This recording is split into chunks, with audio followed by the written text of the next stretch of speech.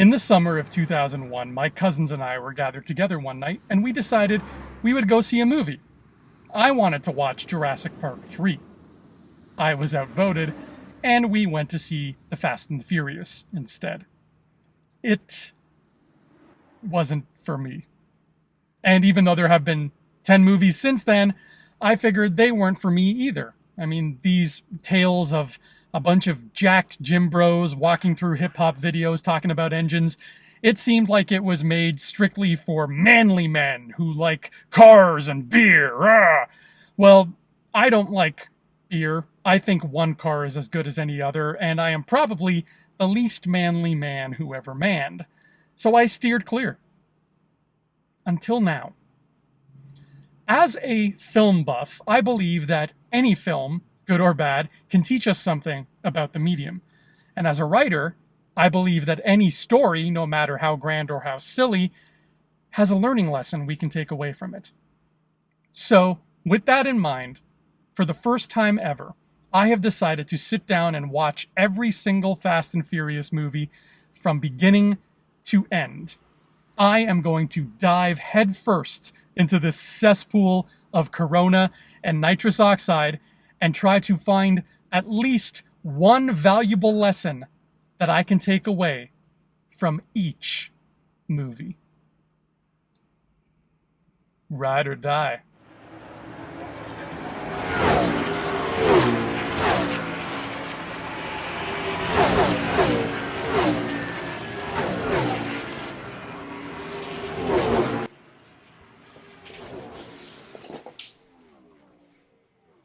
Okay. Let's get furious.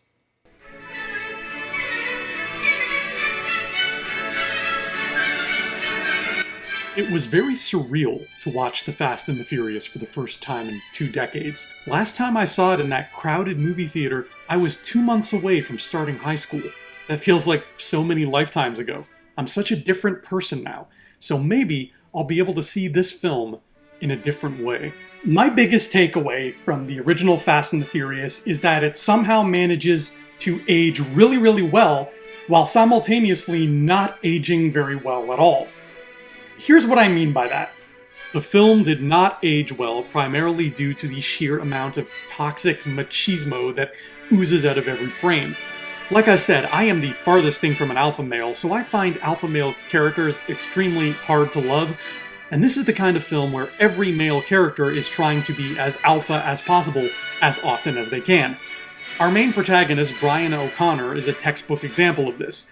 He does all of the things stereotypical alpha dudes in movies do. He gets territorial with other dudes over a girl, he aggressively drives a stick shift, he grips beer bottles close to his chest, and he splashes cold water on his face when he's feeling mad. Urgh. Dominic Toretto checks all of these boxes too, and Fast and Furious is packed with man-on-man stare-downs. If you want to make a fun and dangerous drinking game out of this movie, take a shot every time one man stares intensely at another man who he does not like. In one particular scene, a woman literally offers her body as a prize to a man if he wins the race. He doesn't win, and then this happens. Hey, Monica, what's up, baby? What's your problem? You didn't win? Woo! Fuck you then! This one little slice of the story is totally irrelevant, featuring characters you never see again, and might be one of the most problematic things put to film in the entirety of the 21st century. In the big drag race scene, all these racers block off the street from any incoming traffic, forcing a Pizza Hut employee to find another route. These people have enough disposable income that they can afford engines that cost north of $10,000, and they force a minimum wage pizza employee to take the long way. This happens back to back with the guy who is promised a literal human woman if he wins, so at this point, I could already tell I was going to actively hate most of the people in this movie. So what we have so far is a blatant retelling of Point Break with unremarkable dialogue and very unlikable characters. Clearly, there's not a whole lot I can learn about writing from this. But there is something I can learn about cinema, which brings me to our first lesson. How The Fast and the Furious actually has aged well. It's because all of the car stunts still look amazing. Practical effects are never going to go out of style. Justin Lin, the current director of the franchise, said in an interview recently that he never wants CGI cars in these movies because cars are such a common thing in our everyday world. We see them all the time, so the second our eyes spot a fake one on screen, it'll stick out and look terrible. I'm willing to bet that the practical car effects in 2001's The Fast and the Furious look just as crisp and well executed as the practical car effects in 2021's F9. But whoa, we've still got 8 movies from here till there, so I know this is called Fast and the Furious, but let's not get ahead of ourselves.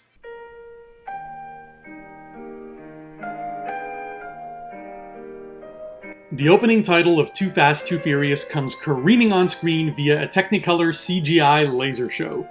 That gives you a sense of what you're in for here. I know very little about the franchise, but I do know that Tyrese Gibson and Ludacris are 2 of the long-running main cast members, and this is the film that introduces both of their characters, so that's definitely something. Too Fast, Too Furious gets a lot of flack for being the dumbest entry in this already very dumb franchise, and it's easy to see why. Screenwriters Michael Brandt and Derek Haas really have a keen ear for a particular brand of dialogue. To better explain what I mean by this, let's focus on one character in one particular scene, Suki, played by Devon Aoki. During the impressively directed opening race, Suki, who is sitting alone in her car where nobody else can hear her, speaks the following lines: "Move, bitch," "Bend over, baby," and so if I had to sum up Too Fast, Too Furious in 2 words, those words would be male posturing. Every single frame of this 108-minute long motion picture is just oozing with overt aggressiveness. Every guy talks like he's got something to prove, like he has to be the only alpha within a 5-mile radius, and he must get the last word, always. Take this scene, where Roman and Brian are being presented with cars. Roman says, Hey, true, baby, that's the track. Take it to the top, and that's the truth first. Don't even think about taking the convertible. What he means is, I'm claiming the coolest looking car first to cement my status as alpha. Then Brian says, No, that's cool. That's too much chrome for me anyways. and what he really means is, there's a pretty lady in the room who I'd like to mate with, so I'm gonna pretend your posturing didn't bother me while at the same time belittling your choice of vehicle and acting like I'm above it all. You know, it makes me wonder, what do these crazy alpha jerks do in their downtime when they're not, getting into fights or racing down the highway? Are they still the same?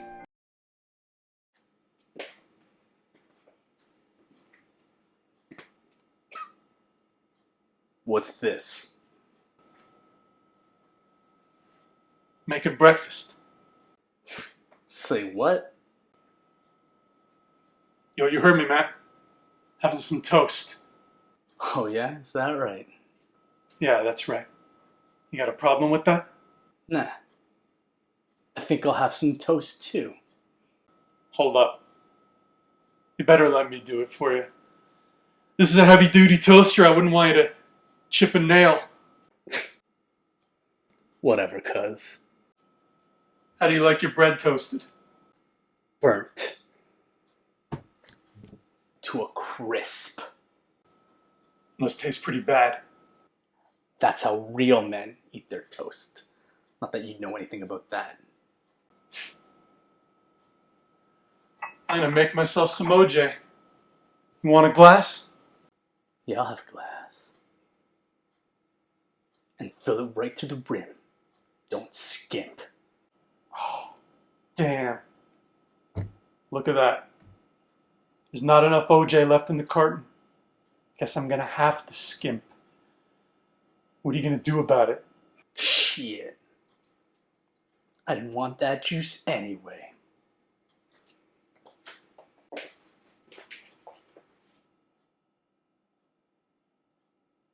Well, I'm a half-inch taller than you! In fact, most of Brian O'Connor's dialogue is written solely to prove his dominance as an alpha male. Let me say that again.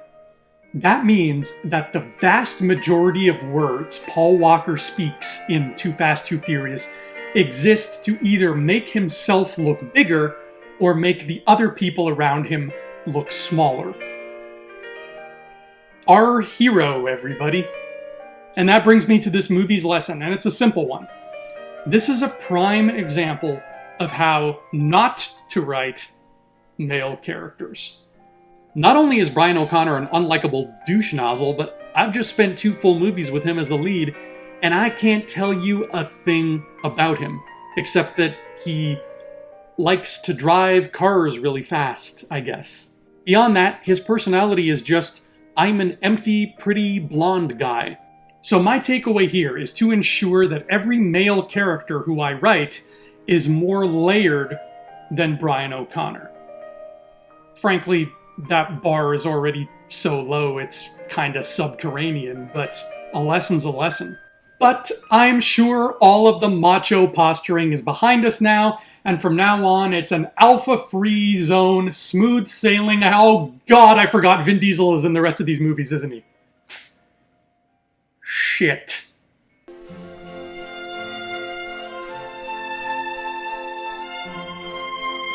Here are 2 fun facts about the Fast and the Furious Tokyo Drift. Out of the entire franchise, it's the one that made the least money, and out of the entire franchise, it's the one with my favorite title. Say it out loud. It's just fun to say. I wish every major franchise had a movie with the subtitle Tokyo Drift. The Fast and the Furious Tokyo Drift is about 37-year-old high school student Sean Boswell getting shipped off to live with his ex-military father in Tokyo to avoid being thrown into juvie for reckless driving. One of the first lines of dialogue is a high school football player saying, "Hey, you talking to my girl?" And it only gets more bonkers from there. So far, the 3 Fast and the Furious movies I've seen haven't exactly been kind when it comes to female characters, and I think the series' male gaze reaches its lowest point here. Almost every woman who appears on screen in Tokyo Drift exists to give her body as a prize to the biggest alpha. You might as well replace every woman in the film with this. Take the female lead, Neela. When we meet her, she's dating the villain, Takashi, but it looks like their relationship might be on the rocks. We get a sense she's not happy. Along comes Sean, and he's handsome, and he out-alphas Takashi when they meet, and we can already see Neela starting to make eyes at him, until Takashi beats Sean in a race, at which point Neela clings to Takashi's arm and barely looks twice at Sean until a few days later. And she's just one example. The film is flooded with beautiful women who just kind of linger in the background, clinging to or making sexually heated faces at all of the male leads. In another scene, Han finds a car with 2 beautiful women in it. He stops them at an intersection and proceeds to drive donuts around their car. Then he stops and just stares at them. The women, practically salivating, hand him their number on a slip of paper, and then Han drives away. Now, I don't know what kind of audience reaction the filmmakers were hoping to get out of this particular scene, but I'd imagine it's probably something like this. Oh, yeah! Oh, she wants it. That's it. She wants it. I can That's tell. it. I can tell when she wants it. I know. Oh, my God. I did that. Yeah, I saw. You I were saw. there. Yeah. Yeah, She wants it, man. so bad. I want it. I mean, she wants it. Wait, what? And then there's the cheerleader character, Cindy, in the opening scene. Her football player boyfriend, Clay, has an alpha showdown with Sean, and the 2 of them decide to race, but Sean only races for pink slips, and Clay doesn't want his car, so what will they race for? Well, that's when Cindy speaks up and says this. How about me? Winner gets me. Look, am I splitting hairs on a wig that doesn't care how frayed it looks? Yes. But the point I'm trying to make is that this is the lesson I've taken away from Tokyo Drift. This lesson is for male writers everywhere. Guys, it's our responsibility to make sure we write female characters in a more respectful way than this movie did. Once again, that is a low, low bar, but at least we've seen the bottom, and there's nowhere to go but up. Oh, but one more point in this movie's favor. The first 10 minutes of Tokyo Drift set up Sean Boswell as our main protagonist as he leaves the United States and moves to Tokyo. I learned more about Sean in those first 10 minutes than I did about Brian O'Connor in 2 full movies. Just saying. Alright, that's the original trilogy out of the way. 3 down, many more to go. Tomorrow, my fasting continues. See you then.